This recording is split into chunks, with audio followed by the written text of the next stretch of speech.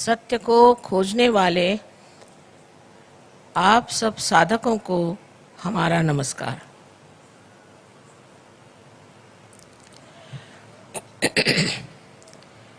हम जब सत्य की बात कहते हैं तो ये पहले ही जान लेना चाहिए कि सत्य अपनी जगह अटल और अटूट है।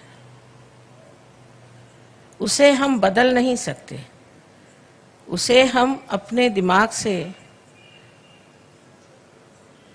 परिवर्तित नहीं कर सकते और उसके बारे में हम कल्पना भी नहीं कर सकते। सबसे तो दुख की बात यह है कि इस मानव चेतना में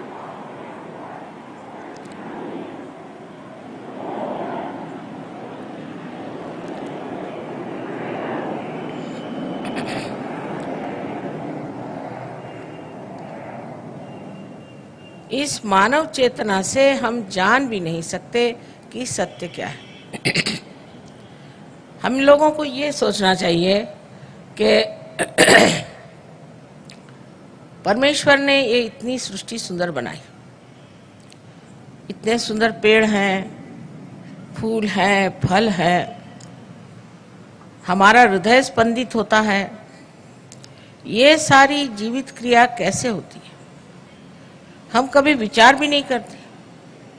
ये हमारी आँख है, देखिए कितना सुंदर कैमरा है। हम कभी विचार भी नहीं करते कि ये इतना सुंदर कैमरा, इतना बारीक, इतना नाजुक किसने बनाया और कैसे बनाया। हम तो इसको मान लेते हैं कि बस है, हमारी आँख है, लेकिन ये आपके पास आई कैसे? इसके बनाने वाली कौन सी शक्ति है?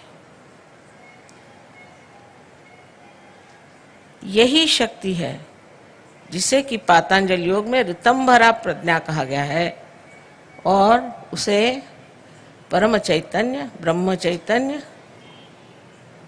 रूह और all pervading power of God's love कहते हैं। ये सब उसी एक शक्ति के नाम, वही जीवंत शक्ति सब कार्य करती है। उसी ने हमें अमीबा से इंसान बना दिया।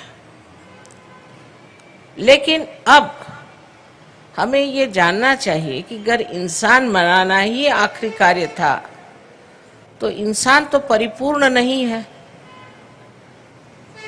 संपूर्ण नहीं है,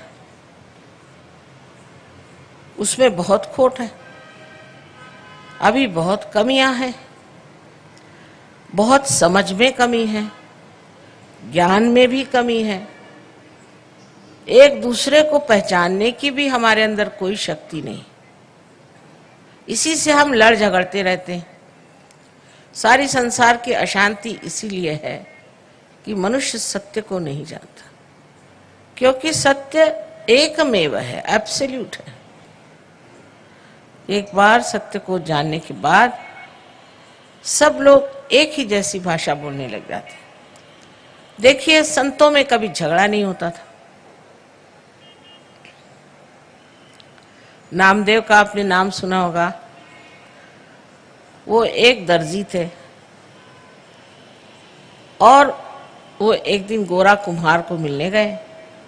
वो एक कुम्हार था और अपने पैर से वो मिट्टी रौंद रहा था। उसको देखते ही नामदेव ने कहा, मराठी में कहा है कि निर्गुणाच्या भेटी आलो सगुणाशी। मैं तो निर्गुण की भेंट करने आया था, तो वो तो तुम्हारे अंदर सगुण है। ऐसी भाषा सिर्फ संत ही संतों से कर सकते। इंसान तो आपस में लड़ते ही रहते हैं, एक दूसरों का बुराई सोचते रहते हैं, एक दूसरों को दुखी देते रहते हैं, और अगर कोई अच्छा इंसान हो तो उसको सता सता के मार डालते। सो ये जो हमारे अंदर एक बड़ी भारी न्यूनता है, खोट है, वो क्यों है? अगर परमात्मा एक है और उन्होंने सबको इंसान बनाया है तो ये बात क्यों है? इसका कारण है परमात्मा ने हमें पूरी स्वतंत्रता दे दी कि तुम्हें जो करना है करो, चाहे तुम बुरे कर्म करो और चाहे अच्छे कर्म करो, उसके फल भोगो और उससे तुम समझ जाओगे कि अच्छा क्या है और बुरा क्या है। कोई आदमी कहेगा कि इसमें क्या बुरा है कि आप किसी का खून करो, फिर आप जेल में जाओ। कोई कहेगा शराब के पीने में क्या बुराई है, फिर आप बीमार हो जाओ। कोई सा भी गलत काम करने से उसका परिणाम यहीं पे भोगना पड़ जाता है, और अगर यहां नहीं भोगना पड़ा तो रात्रि में निद्रा भी नहीं आती। मनुष्य मचलता ही रहेगा जब वो गलत काम करेगा। किसी को दुष्ट वचन कहने से ही मनुष्य का जी अंदर से खराब जाता है कि मैंने क्यों कहा।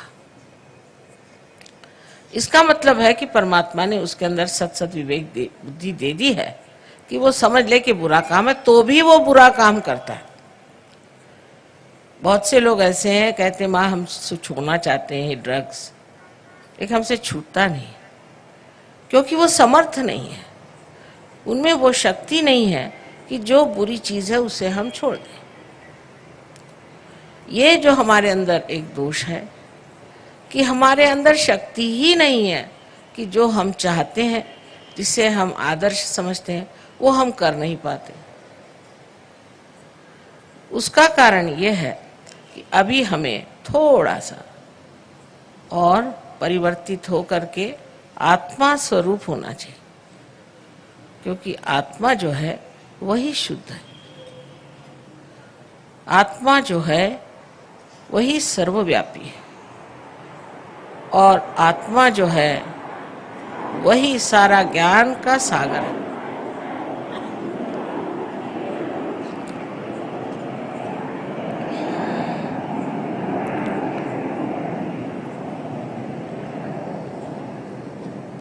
आत्मा से ही आनंद उद्भव होता है।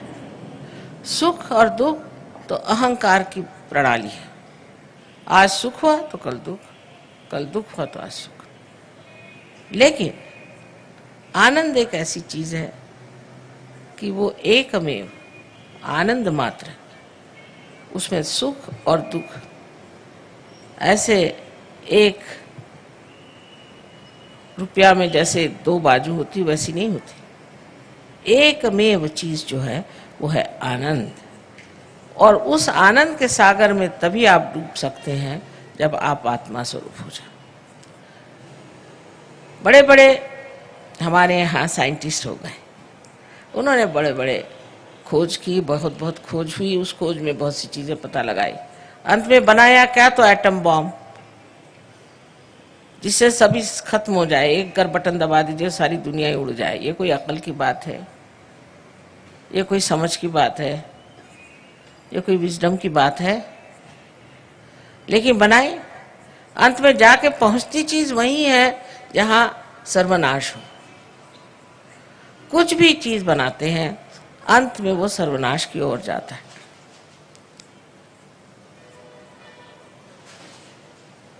लेकिन जब आप आत्मा स्वरूप हो जाते हैं तो आप में सामूहिकता आ जाती है। माने ये कि जब कुंडलिनी आपकी जागृत होकर के और ब्रह्मरंध्र को छेदती है तो आपका संबंध ये चारों तरफ फैली हुई इस परम चैतन्य की शक्ति से एकाकारिता प्राप्त करती है। इस कुंडलिनी में जैसे इस यंत्र में ये एक कनेक्शन है, इसको लगाए बगैर ये यंत्र पूरी तरह से चल नहीं सकता। उसी प्रकार ये कनेक्शन लगाए बगैर मनुष्य का कोई अर्थ ही निकलता नहीं। जब ये कनेक्शन लग जाता है तब कितनी बातें हो सकती हैं, उसे सोचिए। एक तो ये कुंडलिनी जो है ये शुद्ध इच्छा है, बाकी जितनी भी इच्छाएं अशुद्ध हैं। आज मन किया कि चलो हम एक जमीन खरीद लें, फिर एक घर बांध लें, फिर हम एक मोटर खरीद लें, मन तृप्त ही नहीं होता। जिस चीज के लिए दौड़ते हैं, जिसको पाने के लिए मेहनत करते हो, जब सामने आके खड़ी हुई लगे दूसरी चीज में, उसका आनंद ही नहीं उठाया, दूसरी चीज में लग जाते। क्योंकि ये सारी इच्छाएं शुद्ध नहीं, अशुद्ध है। शुद्ध इच्छा हमारे अंदर, चाहे मानो चाहे नहीं मानो, एक ही है। इसके बारे में आप जानिए चाहे नहीं जानिए, उसके लिए आप सतर्क हो या न हो, एक ही इच्छा आपके अंदर है कि हमारी एकाकारिता इस शक्ति के साथ हो जाए। और ये शक्ति परमात्मा के प्रेम की शक्ति, सो ये सोचती भी है, ये सब चीजों को बनाती है, सबको इकट्ठा लाती है, सबको कोऑर्डिनेट करती है, समग्र करती है, और सबसे अधिक तो ये प्यार करती है।